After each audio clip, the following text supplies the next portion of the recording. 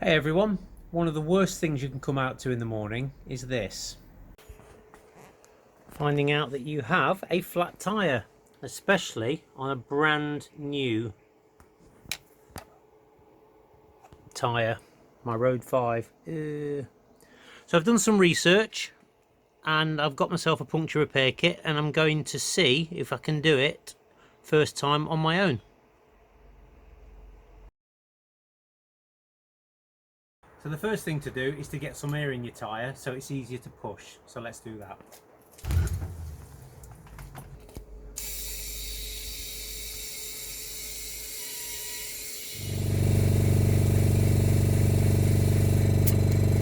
I'm not going to put it on the main stand so we can get to it more evenly.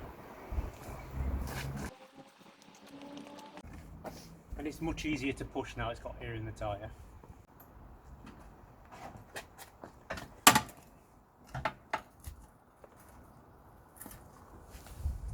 So the kit I'm going to be using is one of these. It's about £8.99. I don't necessarily recommend it, it's just one that I saw on the internet.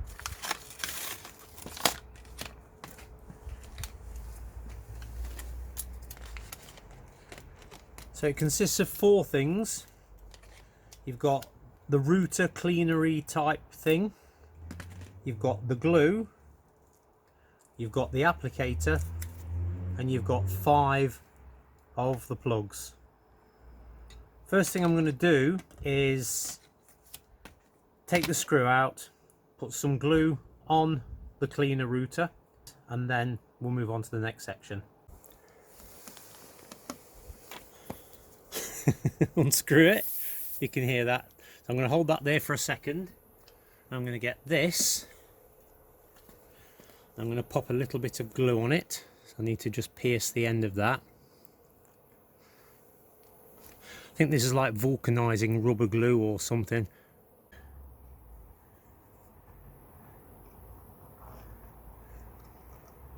I've heard that the vulcanizing rubber can help prepare the actual puncture. So that's going to go in. I'll put my foot underneath to stop the tyre moving around. There we go. That's cleaned out quite easily. So I'm going to leave that in. I'm going to get one of these. Looks like a licorice stick. Oh look, that looks pretty sticky, doesn't it? So I need to try and peel that off. That's completely stuck and I don't know whether it's meant to be like that or not. Oh, there you go, that's coming off, look. So I'll peel that. You can tell it's the first time I've done this. I really don't know what to expect. So this is the sort of thing that you would get at the roadside. Feed that through here. Come on. That's it. Also, apparently this end opens up, so once you've fed it through, you can pull the applicator back out. So that's about halfway. I'm going to put some rubber cement on. I had it on the floor, and I don't do what I did with some Autosol and bloody stand on it. It ends up everywhere.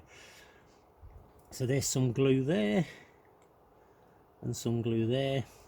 And I'm going to get my fingers dirty by just making sure it's evenly distributed. Okay. One sec.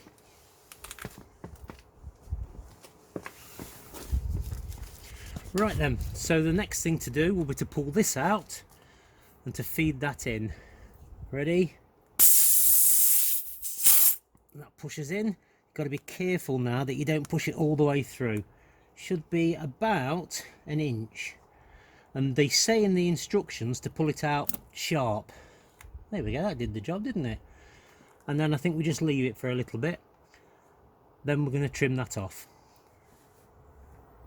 I'm just going to trim this end off now.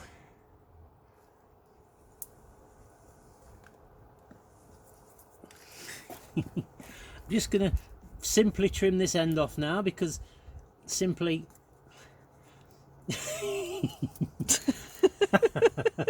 That's Leanna laughing at me. Tell her to stop. She can't hold the camera still. This is all you need to do. You need to simply cut these bits off. That's all you need to do. Just cut these. What you need to do, right?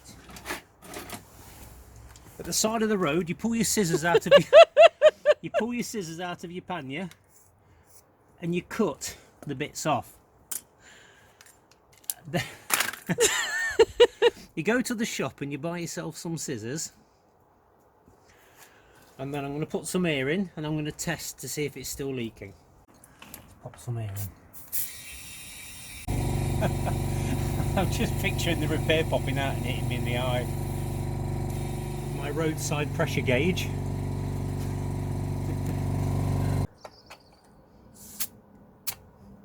Yep, that's 42. And let's go to where I've repaired it. Look away if you're squeamish. Is that leaking, Leanna? Don't think so. No, it's not, is it? Apparently they say that these aren't permanent, but that would be more than enough to get you home, and I think somebody mentioned no more than around 60 miles per hour. But personally, once I get back to the shop, I'm probably going to put a proper patch underneath. Well, I hope that's been helpful to you. That really didn't take more than probably, what, 5-10 minutes. And it's an excellent roadside repair. Luckily, I've got a compressor here. You can't have a roadside compressor. But what I have ordered is several of these, which are CO2 canisters. And that's the adapter that goes onto the tyre. Apparently you need several of these to get at least 25-30 psi in the thing, which would help you limp to a petrol station. Make sure though, when you do use the CO2 canister, that you use something like foam on the outside, because that actually gets ice cold, so be careful not to touch it. Well, feel free to like, comment and subscribe and take the piss out of the mess that I've just had with the scissors, and I will see you soon. Say bye bye, Leanna.